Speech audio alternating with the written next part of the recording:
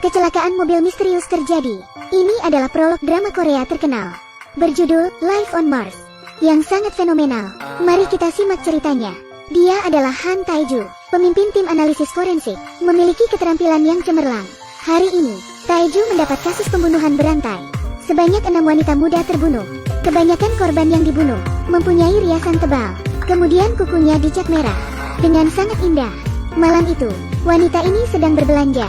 Saat mau pulang, ia bertabrakan dengan seorang pria.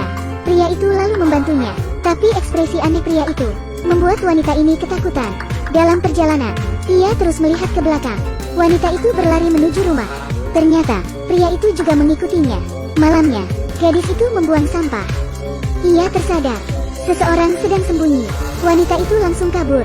Namun semua terlambat. Ia berhasil ditangkap. Setelah perlawanan sengit, wanita itu berhasil ditaklukkan. Kemudian, wanita itu dirias dan kukunya dicat merah. Lalu ia dicekik sampai mati. Menurut penyelidikan polisi, tersangka sudah lama membuntutinya. Nama tersangka adalah Kim Bin Seo. Karena ia cukup mahir, ia tidak meninggalkan jejak di TKP. Untuk itu, Tae-ju memeriksa rumah korban.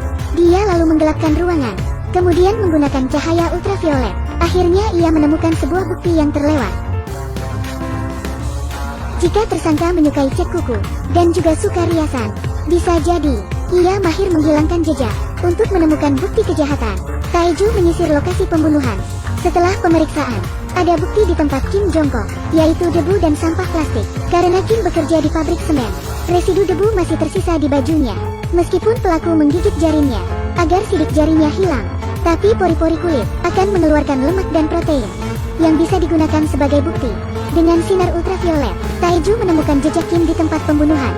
Setelah dites, zat-zat ini memang milik Kim. Raut wajah Kim berubah seketika. Bukti itu bisa memberatkannya. Namun, Tae-ju mendorong pelaku untuk mengaku kepada hakim atas bukti yang ditemukan. Ternyata sebelum sidang, Tae-ju menerima laporan pengujian. Hasil tes labnya tidak memenuhi syarat sebagai bukti. Alhasil, Kim dibebaskan dari dakwaan. Karena keteledoran Tae-ju, tunangannya marah. Karena tunangannya sudah lama menyelidiki Kim. Namun, pengadilan memutus Kim tidak bersalah. Hal ini membuat tunangannya marah dan meninggalkan Tae-ju. Tae-ju bingung, namun yang tidak ia ketahui, tunangannya akan menjadi target Kim selanjutnya. Malamnya, rekan Tae-ju memberitahunya bahwa tunangannya menghilang. Ponselnya tidak dapat dihubungi. Tae-ju lalu bergegas ke tempat kejadian. Ia hanya menemukan mobil tunangannya saja. Kamera di mobilnya juga hancur. Setelah diselidiki, 30 menit sebelum kejadian, Kim muncul di tempat kejadian. Mereka lalu menyusur lokasi terdekat. Di sudut koridor, Tae-ju melihat Kim. Ia lalu mengejarnya.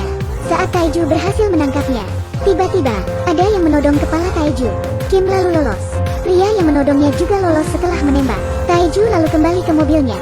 Saat melihat saluran radio menunjukkan 198.8, belum sempat bereaksi. Tiba-tiba, Tae-ju ditabrak dan tak sadarkan diri. Saat dia bangun lagi, segala sesuatu di depannya sangat berbeda. Dia berada di tahun 1988. Tae-ju bingung, ia barusan ditabrak mobil. Lalu dia berada di tahun 1988.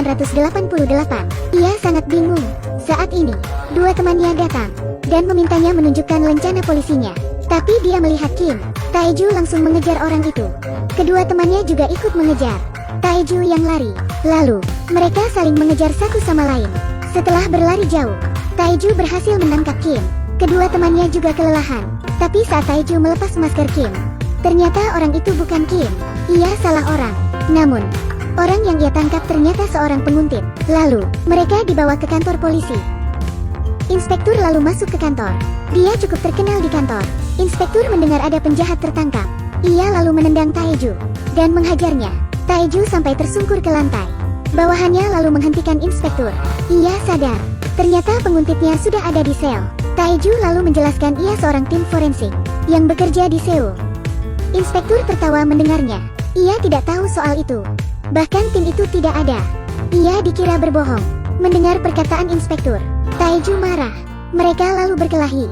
Saat itu, sebuah amplop jatuh dari tas dengan tahun 1988 tentang perintah pemindahan kejaksaan. Tae-ju tercengang. Ia ternyata seorang penyidik di sini. 2 hari berikutnya, ada pembunuhan di kota. Korban sudah menghilang belum lama ini. Saat Tae-ju datang, ia melihat kuku korban juga dicat merah. persis seperti korban pembunuhan tahun 2018. Ia menyimpulkan, kasus ini ada hubungannya dengan Kim. Ia lalu berambisi menangkap pelaku, untuk mengetahui kebenaran, dan alasan mengapa Taeju bisa di sini. Sekian video kali ini. Jangan lupa like, komen, follow, dan share video ini. Terima kasih.